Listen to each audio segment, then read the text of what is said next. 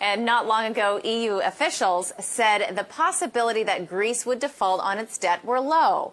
Now, various nations are haggling over the terms of a default, should it come to that. For more, we are joined by Simon Ballard, who is the Senior Fixed Income Strategist with RBC Capital Markets. Good morning.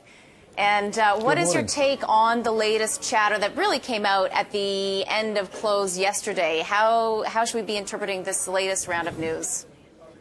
Yeah, you know, the market is as confused today as it was yesterday and as confused as it was last week in terms of will they or won't they default. I think at the end of the day, you know, the market is under no illusions that default is the only way out for Greece at the end of the day, or rather sort of a significant private sector haircut in order to bring down the debt.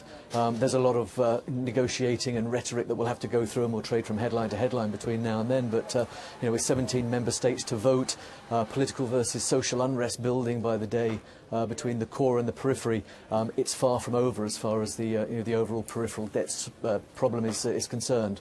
Do I have this right? You're saying fund the banks, let the government go broke? I'm sorry, say that again? Do I have this right that you are saying to allow the government to go broke as long as you capitalize the banks? I think that is one of the things that obviously the market is looking at, and the big risk has been if Greece were to default on its sovereign debt, the implications that has, or the cost ramifications that has for the European banks that hold the majority of that debt.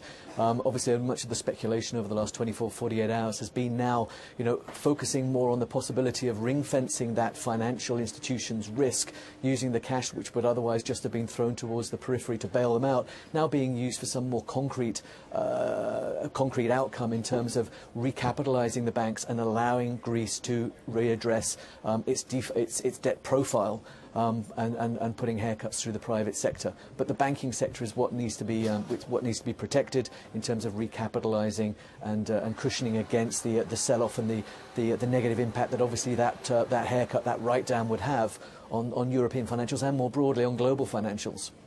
You know, on the surface of it, Simon, that seems to be actually a pretty smart plan because we need the banks.